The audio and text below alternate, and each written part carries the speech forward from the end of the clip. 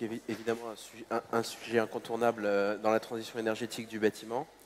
Donc je vais tout d'abord me tourner vers Eric Alotti.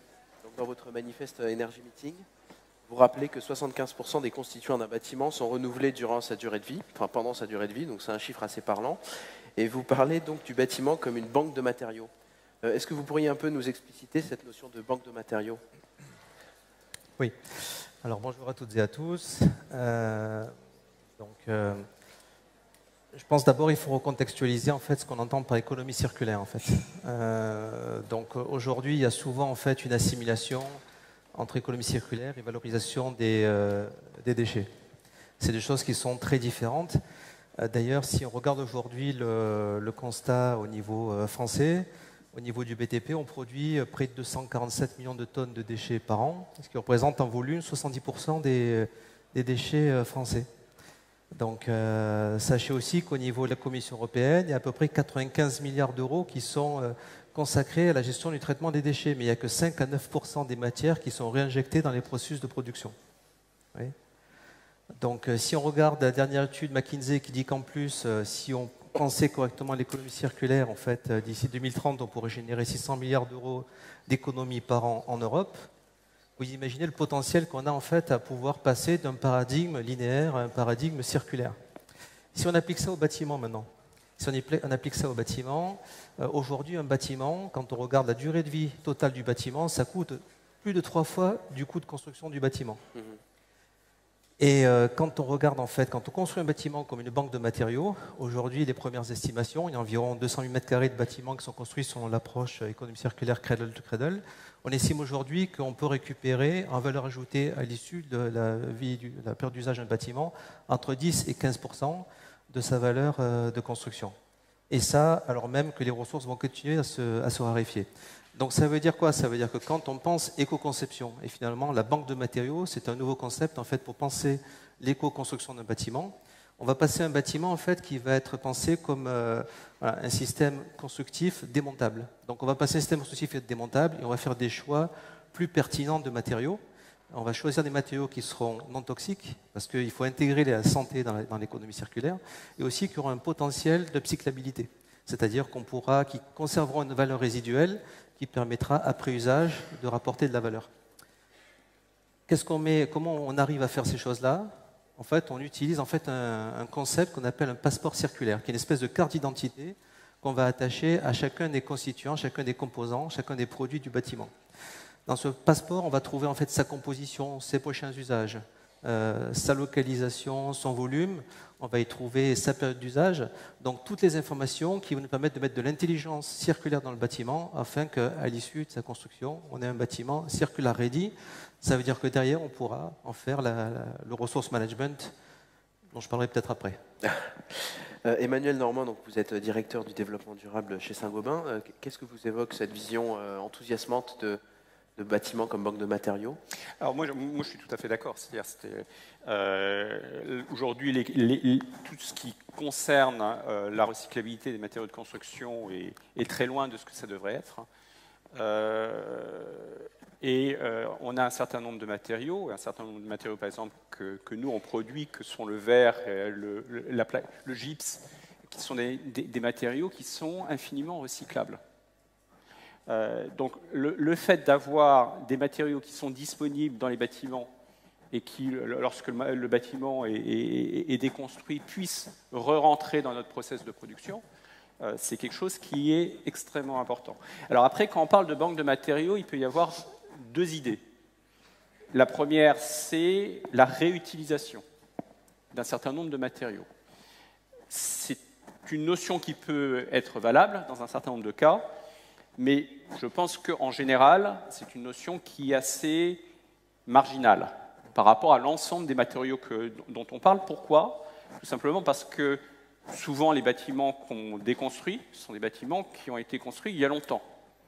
Et donc, on est obligé de requalifier les matériaux, parce qu'on ne va pas pouvoir réutiliser pour toute une série d'applications des matériaux tels quels. Donc, il faut les requalifier, il faut les retransformer. Et une bonne façon de les retransformer, c'est les remettre dans un processus de production pour reproduire un matériau qui est aux qualifications du moment. Donc, l'enjeu, L'enjeu, c'est de faire que les matériaux qui sont aujourd'hui existants dans les bâtiments puissent revenir en production. Alors, monsieur cite l'éco-conception. L'éco-conception est effectivement une notion qui est extrêmement importante pour les bâtiments futurs. Le problème dans le monde de la construction, c'est que l'on construit pour 30, 50, 70 ans. Et donc, on a une problématique par rapport aux bâtiments futurs et de s'assurer qu'on ne refasse pas demain, qu'on n'ait pas demain les mêmes problèmes que l'on peut avoir aujourd'hui, mais on a une problématique spécifique pour les bâtiments existants pour arriver à comprendre comment faire que la plupart des matériaux puissent être déconstruits d'une manière qui soit suffisamment correcte pour pouvoir rentrer dans le processus de fabrication. Et est-ce que vous pourriez nous faire un point sur les filières qui existent d'ores et déjà en matière de recyclage, qui fonctionnent bien? Alors, dans les matériaux que Saint-Gobain utilise et produit, la filière qui est la mieux installée est la filière qui concerne les plaques de plâtre. Alors, elle concerne avant tout les déchets de construction et pas les déchets de déconstruction. C'est-à-dire que pour une plaque de plâtre, souvent, vous êtes obligé de couper des morceaux pour mettre la plaque à la bonne taille dans la construction, en ayant des systèmes de big bag qui permettent de récolter les chutes de production et un système de collecte. On est capable, là, d'avoir un bout de recyclabilité, d'avoir moins de pertes, finalement, à la construction. La question de la récupération des plaques de plâtre à la déconstruction, ça, c'est un sujet qui n'est pour l'instant qu'à ses débuts. Et qui est ses débuts, pourquoi? Parce qu'il faut pouvoir déconstruire de manière correcte. Donc il faut pouvoir réaliser des audits préalables à la déconstruction. Il faut s'assurer qu'au moment de la déconstruction, il n'y ait pas de pollution entre, par exemple, de la plaque de plâtre et d'autres matériaux, par exemple de l'amiante. Et il faut que tout ça, qui implique toute une série d'acteurs, soit suffisamment compétitif par rapport à une alternative, qui est une mise à la décharge, qui reste encore très compétitif dans le contexte français. Donc il y a toute une série de conditions à réunir pour que ça se mette en place. Mais donc la plaque de plâtre est le plus avancée et on a lancé en 2018 une filière pour les laines minérales et il y a un certain nombre de filières qui se mettent en place pour les produits verriers. Et si vous devez lister les principaux avantages les plus évidents en matière de recyclage en rénovation, en économie circulaire plutôt? Alors d'abord, pour moi, le premier avantage de la récupération des déchets et d'avoir des déchets qui soient triés de manière correcte sur un chantier, d'abord c'est le service que l'on apporte aux artisans. Les artisans ont besoin d'avoir des chantiers qui soient des chantiers propres et ont envie qu'il y ait des systèmes qui soient en place pour que les matériaux puissent être réutilisés et n'aillent pas en décharge. Ça, c'est le premier élément. Le deuxième élément, c'est bien évidemment, pour ce qui nous concerne, une économie de ressources. Si on est capable de remplacer du sable pour fabriquer du verre par ce qu'on appelle du calcin, c'est-à-dire du verre qui provient du recyclage soit de bouteilles, soit de fenêtres, c'est de l'économie de ressources, la pression en moins sur la ressource. Même chose pour le gypse. Et l'économie sur les ressources, c'est aussi moins d'émissions de gaz à effet de serre. On remplace une tonne de sable par une tonne de calcin pour produire du verre, c'est 250 kg de CO2 en moins à l'émission. Eric Alodi, du coup, vous aviez fait votre transition vous-même tout à l'heure sur le management de la ressource.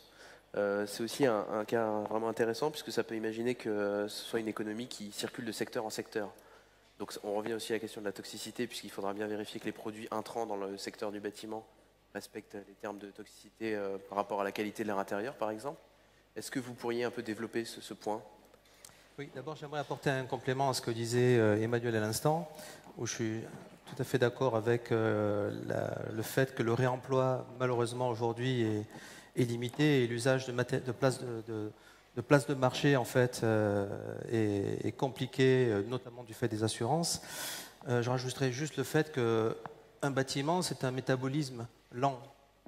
Vous disiez au début, en fait, 75% des constituants d'un bâtiment sont remplacés pendant la vie du bâtiment. Donc quand on fait de la rénovation, on peut soit la faire en fait à l'ancienne, soit on peut faire de la rénovation qui inclut l'éco-conception. D'accord. Donc il y a beaucoup de matériaux qui rentrent et qui sortent. Pour la déconstruction, effectivement, c'est compliqué, surtout quand c'est ancien. Bon, je ne parle même pas quand c'est amianté. Là, on a fait, par exemple, déployer des travaux dans le cadre du groupe Nexity de déconstruction, reconstruction, à partir de produits en fait, qui sont upcyclés, qui demandent effectivement, et je rejoins M. Normand, en fait, le fait de faire un diagnostic, de remplacer le diagnostic déchets qu'on fait habituellement par un diagnostic ressources, et de voir ce qui éventuellement peut être réemployé, en général c'est très peu, mais ce qui peut être éventuellement, si c'est démonté correctement, être acheminé vers des filières en fait, d'upcyclage comme celle de Saint-Gobain par exemple. Mais ça demande en fait de repenser le modèle économique. Ça veut dire qu'il faut trouver des acteurs alternatifs. Aujourd'hui, on est confronté à des acteurs qui ont du mal en fait à penser différemment et qui vont, quand on va leur demander une dépose sélective, en fait, résister et surfacturer parce qu'ils n'ont pas trop envie de faire différemment, d'aller chercher de nouvelles compétences, donc de manière à être dissuasif. Donc tout ça, c'est un tout en fait. C'est-à-dire c'est déconstruction de l'ancien, rénovation, éco-construction du nouveau. Et pourquoi on fait tout ça? Pourquoi en fait on a besoin d'éco-concevoir en fait? C'est que derrière, on va pouvoir gérer la ressource. Les ressources qu'on utilise, en fait, aujourd'hui, on a conscience du gaspillage alimentaire, mais on a peu conscience que toutes les ressources qu'on utilise, qu'on soit industrielles, du bâtiment ou autre, en fait, deviennent des déchets très largement. Donc notre leitmotiv, c'est un petit peu make money, not waste. Il y a de l'argent en fait, il y a de la valeur résiduelle. Et si je prends le bâtiment, vous êtes propriétaire du bâtiment et que vous continuez à payer le prix fort, l'enlèvement de vos ressources usagées, vous voyez, je n'utilise pas le notion de déchets, vos ressources usagées, ou si vous ne faites pas des économies significatives au moment de l'enlèvement, c'est que vous êtes encore dans le paradigme du déchet et pas encore dans le paradigme de la ressource. Pourquoi je dis ça? C'est parce qu'en fait, à partir du moment en éco-conception ou en rénovation, on a donc caractérisé les gisements de matières et de matériaux et de produits qu'on va mettre dans notre bâtiment.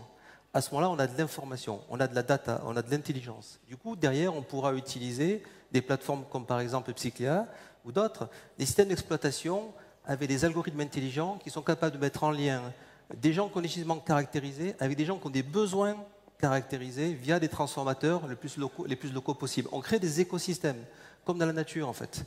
C'est l'écosystème, par la somme des compétences de chacun, qui permet de créer davantage de valeur, qui peut du coup financer l'écosystème lui-même.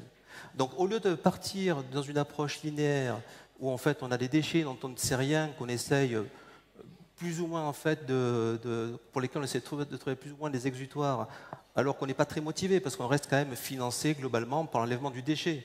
Je vous débarrasse, monsieur le client, monsieur le propriétaire, de vos déchets. Si en fait on inverse l'approche et qu'on se dit qui a besoin en fait de mes ressources usagées, qui a besoin de ces matières secondaires-là, donc mes ressources usagées, mes ex-déchets ont une valeur résiduelle, ont de la valeur.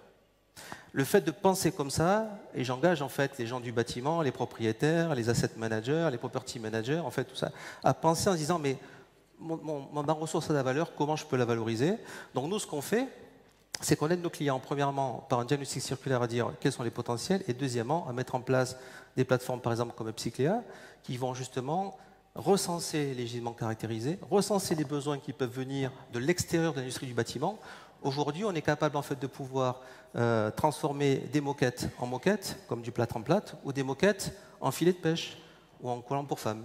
Parce qu'une moquette en nylon, par un processus de dépolymérisation, on est capable de régénérer le nylon comme s'il était issu du pétrole, et puisque c'est du nylon régénéré, à l'identique en termes de qualité que s'il est issu du pétrole, d'en faire autre chose qu'une moquette. Vous voyez, donc on est ce qu'on appelle en fait en boucle ouverte, et peut-être qu'on va trouver un écosystème avec un modèle économique profitable en boucle ouverte en faisant de la moquette du collant, et peut-être pas forcément en faisant, pour des raisons aussi peut-être de localisation, d'impact carbone, de faire de la moquette en moquette.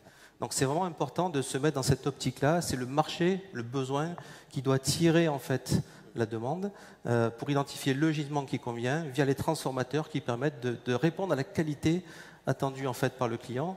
C'est ça le resource management, et c'est pour ça qu'on a besoin d'outils intelligents parce que ça fait beaucoup de données à gérer.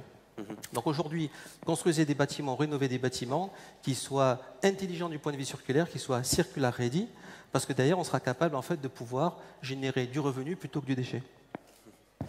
Enfin, je souhaitais vous poser une question toute simple à tous les deux. Quels sont selon vous, même il y a déjà eu des éléments de réponse pendant la discussion, les principaux freins au développement de cette économie circulaire dans le secteur? Emmanuel Normand. Alors pour moi, très clairement, aujourd'hui, c'est l'économie du système. C'est beaucoup moins un frein technique qu'un frein économique. Exactement. Hein, et très clairement, aujourd'hui, malheureusement, l'alternative qui est la mise en décharge des déchets du bâtiment est très économique.